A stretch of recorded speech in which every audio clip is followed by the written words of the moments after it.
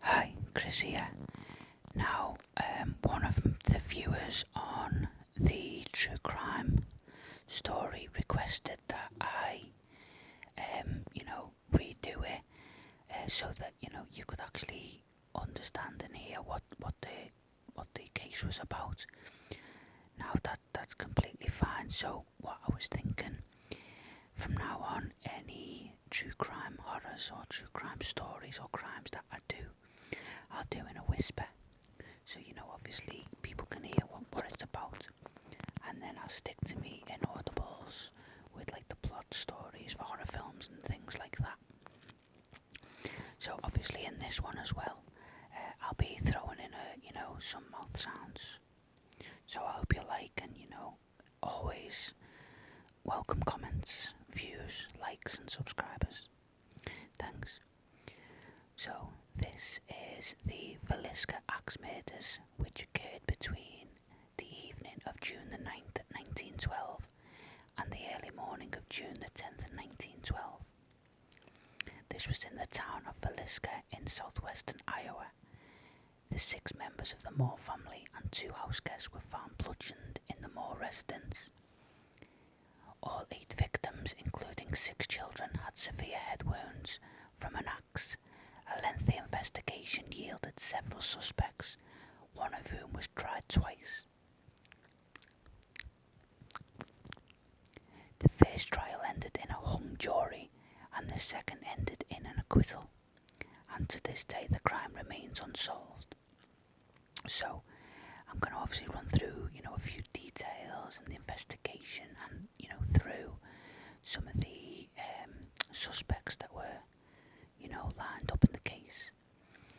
So, the Moore family consisted of parents Josiah, Sarah, and their 4 children, Herman, Mary Catherine, Arthur, and Paul. An affluent family, the Moores were well known and well liked in their community. On June the 9th, 1912, Mary Catherine Moore invited Ina May and Lena Gertrude to spend the night at the Moore residence. That evening, the visiting girls and the Moore family attended the Presbyterian Church, where they participated in the Children's Day programme, which Sarah Moore had coordinated. After the programme ended at 9:30 p.m, the Moores and the Stillinger sisters walked to the Moores' house, arriving between 9:45 and 10 p.m.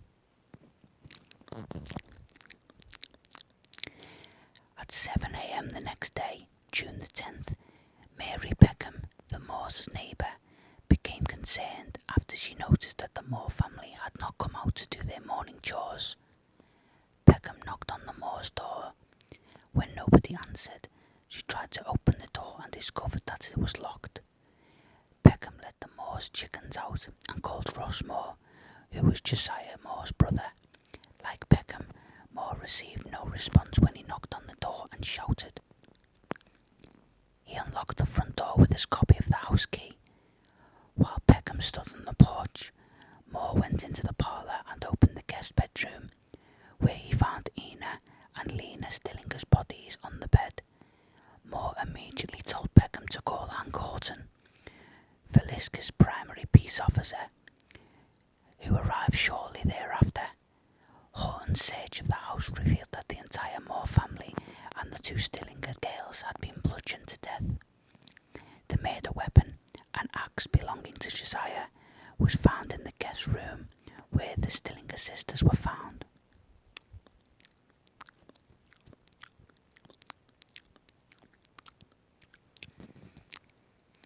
So doctors concluded that the murders had taken place between midnight and 5 a.m.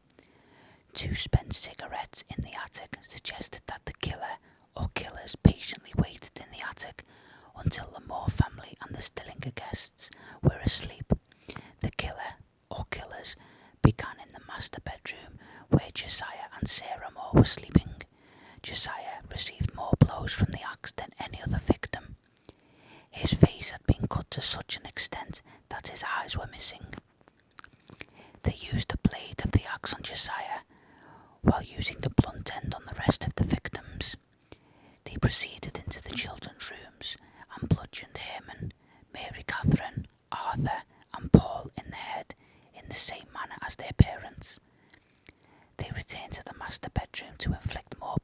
on the elder moors, knocking over a shoe that had filled with blood, before moving downstairs to the guest bedroom and killing Ina and Lena.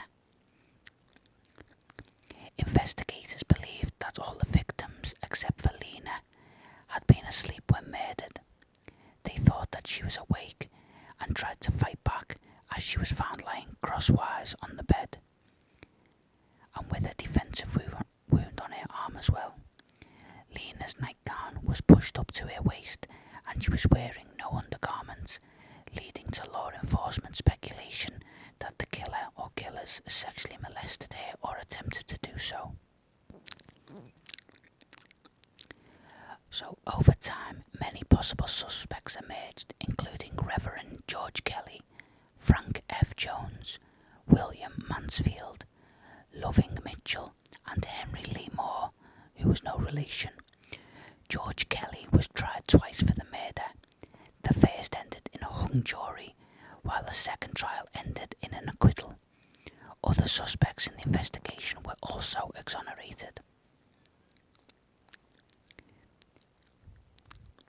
So, the first suspect, Andrew Sawyer, he was an unaccounted for stranger.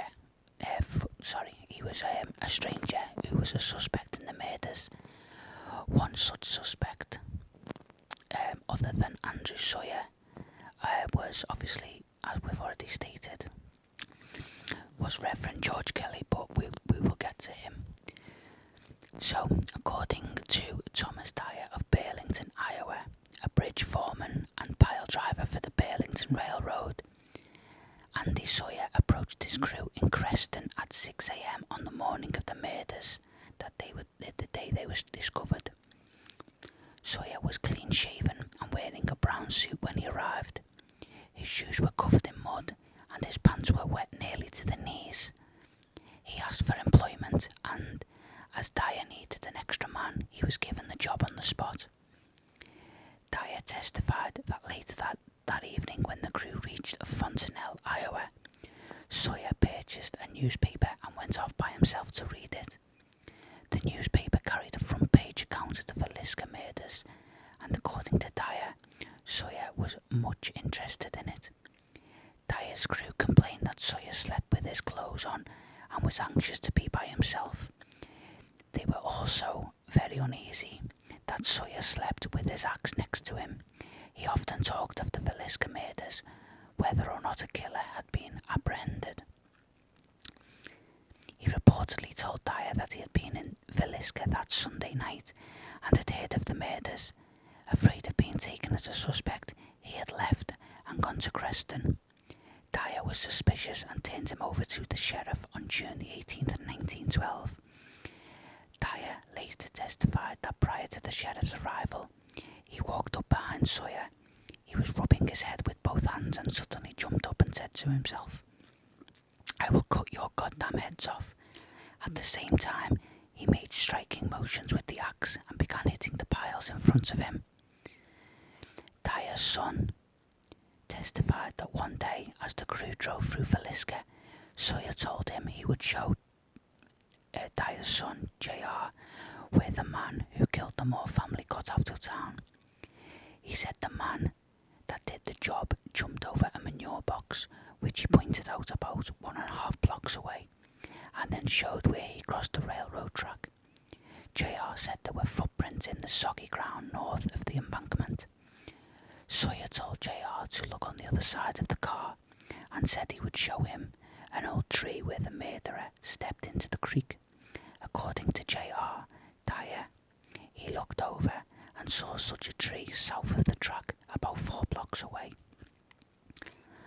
But Sawyer was dismissed as a suspect in the case when officials learned that he could prove he had been in Osceola, Iowa on the night of the murders.